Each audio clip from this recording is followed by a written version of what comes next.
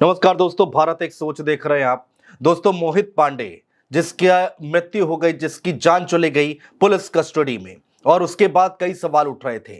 Samajwadi party इस बात को लेकर, इस मुद्दे को लेकर काफी ज्यादा हमलावर है। अखिलेश यादव लगातार आवाज उठा रहे हैं। आज जब पहले अखिलेश यादव ने ट्वीट किया, एक भावुकता भरा ट्वीट किया, उसमें कई सारी बातें कही जो पुलिस कस्टडी में मौतें हो रही हैं उसको लेकर, और उसके बाद, उसके तुरंत बाद अपना एक डेलीगेशन यानी कि समाजवादी पार्टी का डेलीगेशन सीधे मोहित पांडे के घर पर भेज दिया। क्या कुछ हुआ वहां पर, कितने लोग पहुंचे, समाजवादी पार्टी के कौन बड़े नेता पहुंचे और उन्होंने क्या कुछ कहा है, वो सब हम आपको सुनाएंगे। हमारे रिपोर्टर आकिब की ग्राउंड रिपोर्ट हम आपको दिखाएंगे, जिन्होंने बातचीत की है समाजवादी पार्टी के डेलीगेशन से। लेकिन उससे पहले अखिलेश यादव ने जो ट्वीट किया है वो ट्वीट सुनिए। अखिलेश यादव लिखते हैं कि काश जान लेने वाले मुआवजे में जीवन भी दे सकते। बड़ी बात कहते हैं, बड़ा भावुकता भरा ये मैसेज देने की कोशिश की है, इमोशनल मैसेज देने की कोशिश की है अखिलेश यादव ने। काश जान लेने वाले मुआवजे में जीवन भी दे सकते।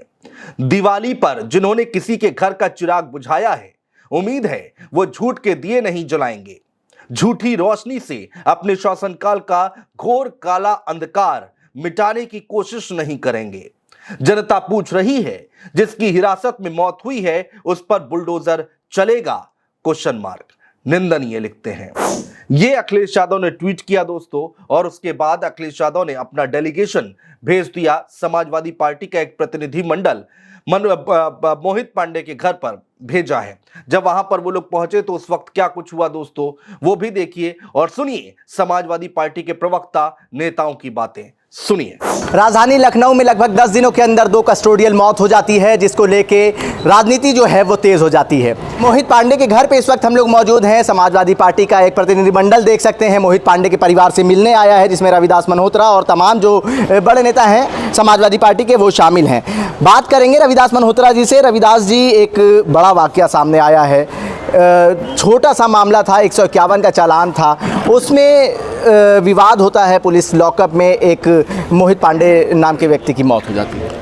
लगातार पूरे प्रदेश में और लखनऊ शहर में 10 दिन के अंदर 2 लोगों की पुलिस की हिरासत में मौत हुई है। पुलिस ने बेरहमी के साथ थाने के अंदर पिटाई करने का काम किया, जबकि मामला कुल 600 रुपये के लेन देन का था। ऐसे छोटे से मुकदमे में पुलिस ने वसूली करने के लिए मोहित पांडे को बहुत टॉर्चर किया, थाने पर मारा, उसकी पिटाई करी और उससे उसकी मौत हो गई। और जब उसकी मौत के विरोध में लोग आंदोलन कर रहे थे, प्रदर्शन कर रहे थे, तो उनके साथ भी दुर्व्यवहार और लाठीचार्ज करने का काम किया। इससे स्पष्ट हो गया है कि प्रदेश में कोई सरकार नहीं है, गुंडा माफिया जंगल राज कायम है, पुलिस माफिया तिगड़ी बन गई है और पुलिस पूरे प्रदेश में मनमानी रूप से वसूली कर रही है और पकड़ के लोगों को थाने के अंदर पिटाई करने का काम कर रही है, फर्जी मुकदमे लगा रही है और वसूली करने का काम कर रही है, जिस कारण से मासूम और बेगुनाह लोगों की थाने के अंदर मौत हो रही है। मोहित पांडे जी की मृत्यु हुई है। हम लोगों की पार्टी इस पर बहुत शोक करती है। विधानसभा के अंदर हम लोग जब हाउस चलेगा उसको उठाने का काम करेंगे और पार्टी की ओर से, समाजवादी पार्टी की ओर से हम लोग जो भी संभव हो पा रहा है वो आर्थिक मदद करने के लिए भी यहाँ पर आए हैं। और सरकार से मांग है कि कम से कम 1 करोड़ रुपया सरकार इनके परिवार को मुआवजा दे, परिवार के एक व्यक्ति को सरकारी नौकरी दे और एक बड़ा मकान इनके परिवार के लोगों को देने का काम करे। परिवार मिला है, मुख्यमंत्री योगी आदित्यनाथ से 10 लाख की आर्थिक सहायता दी है, आवास दिया है और बच्चों की पढ़ाई का खर्च उठाएंगे। कई जगहों के ऊपर ऐसी घटनाओं में मुख्यमंत्री जी ने 1 करोड़ रुपया दिया है। तो यहाँ की जो परिवार के लोग घटना हुई है, तो मोहित पांडे जी के परिवार के लोगों को भी कम से कम 1 करोड़ रुपया मुआवजा मिले, बच्चों की पढ़ाई का पूरा खर्चा दिया गया है अच्छे स्कूल में, और दूसरी बात एक सरकारी नौकरी भी देने का काम हो। और मुख्य बात ये है कि वो मोहित पांडे तो लौट के नहीं आएगा जी, लेकिन मुआवजा जो है वो पूरी तरीके से पर्याप्त नहीं है। इसलिए हम लोग ये यहाँ मांग करते हैं कि कम से कम 1 करोड़ रुपया उनको मुआवजा दिया जाए। देखिए, सपा नेत्री हैं पूजा शुक्ला, उस प्रदर्शन में शामिल थीं जब लोहिया में मोहित पांडे की बॉडी को ले जाया गया और अंतिम दर्शन तक परिवार को नहीं कराने दिया गया। पूजा शुक्ला हमारे साथ बात करने के लिए मौजूद। पूजा जी, क्या कुछ हुआ था उस समय? देखिए, कल की जो घटना थी वो बहुत ही दुखद है और जिस तरह का पूरा व्यवहार प्रशासन का रहा वो मतलब बहुत ही ज़्यादा इससे बुरा और इससे निंदनीय कुछ नहीं हो सकता। परिजनों को के साथ जो लोग आए थे उनके साथ जिस तरह की पिटाई हुई, जो घटना हुई, तमाम लोगों को पुलिस ने मारा और डेड बॉडी को जिस तरह से खींचतान मची हुई थी, तो परिवार बहुत दुख में डूबा हुआ था। उसके बाद इस तरह का रवैया जो प्रशासन का था वो दुखद था। दूसरी बात ये कि हम लोगों ने कल मांग की थी कि इनके परिवार को 1 करोड़ रुपए दिया जाए। अभी जो सहायता राशि है वो पूरी 10 लाख रुपए कोई सहायता राशि नहीं हो सकती, पर्याप्त नहीं है। तो इनको एक तो 1 करोड़ रुपए दिए जाए और साथ ही साथ जो मेन बात ये है कि एक नौकरी, इनकी सरकारी नौकरी की जाए और जो अमन गौतम है जिसकी हत्या हुई है उसको भी सरकार मदद करे, भेदभाव ना करे। ठीक है, फखरुल हसन चांद जी हैं, प्रवक्ता हैं, राष्ट्रीय प्रवक्ता है समाजवादी पार्टी के। बड़ा हादसा होता है, 10 दिनों के अंदर 2 कस्टोडियल मौत हो जाती है। देखिए, दुखद है और सबसे बड़ी बात यह है कि पुलिस हिरासत में मौत का जो आंकड़ा है वो अपने रिकॉर्ड स्तर पे पहुंच गया है और ये सब कुछ तब हो रहा है जब उत्तर प्रदेश में ठोको नीति चल रही है और पुलिस हिरासत में मौतें ये उत्तर प्रदेश सरकार की ठोको नीति के साइड इफ़ेक्ट हैं। हम आज परिवार से मिलने आए, समाजवादी पार्टी का प्रतिनिधिमंडल है, हम उनके दुख में शामिल होने आए हैं। उनको जो समाजवादी पार्टी से बन पाया है, हम विपक्ष में हैं, जो मदद उनकी आर्थिक कर सकते हैं वो कर रहे हैं। परिवार की जो मांग है उस मांग को आगे बढ़ा रहे हैं कि 1 करोड़ रुपया इनको आर्थिक मदद दी जाए, इनके परिवार के किसी सदस्य को नौकरी दी जाए, एक बड़ा घर दिया जाए, डूडा का घर उनको ना दे दिया जाए। तो सवाल ये है कि जिस परिवार का सदस्य जाता है वो परिवार उस दुख में होता है, वो वापस नहीं आ सकता। आखिर मुख्यमंत्री जी ये कब बताएंगे कि ये पुलिस की हिरासत में जो मौतें हो रही हैं ये कब रुकेंगी?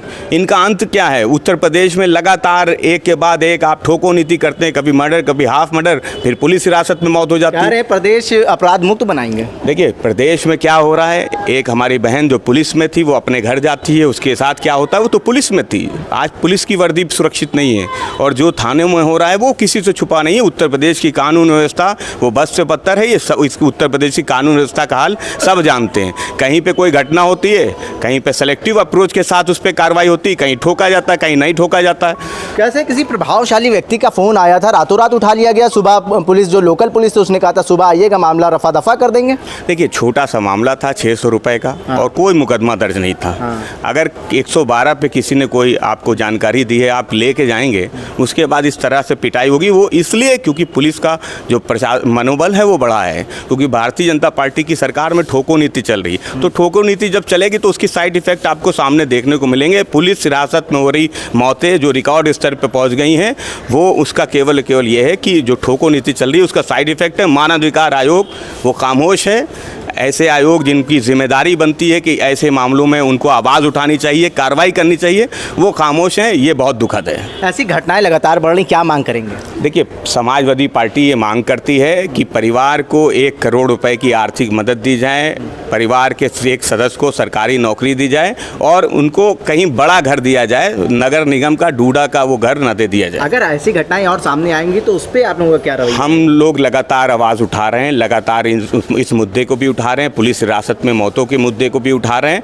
हमारा जो लोकतांत्रिक अधिकार है, हम उस अपने अधिकार का इस्तेमाल करते हुए अपनी बात रख रहे हैं। जहां घटनाएं हो रही वहां पहुंच रहे हैं, लेकिन वो घटनाएं रुक नहीं रही हैं। ये बहुत दुखद है। भारतीय जनता पार्टी की सरकार से उत्तर प्रदेश की जनता को कोई भरोसा नहीं है, न कोई उम्मीद है। देखिए, ये फखरुल हसन चांद थे, राष्ट्रीय प्रवक्ता थे समाजवादी पार्टी के, अल्पसंख्यक मोर्चा के प्रदेश अध्यक्ष हैं शकील जी, उनसे भी बात करेंगे।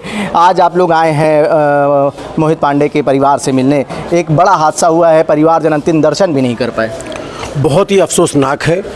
जिस तरीके से हमारा भाई मोहित पांडे आज हमारे बीच में नहीं है, उसको इतना बर्बरता से मारा पुलिस ने कि उसकी मौत हो गई।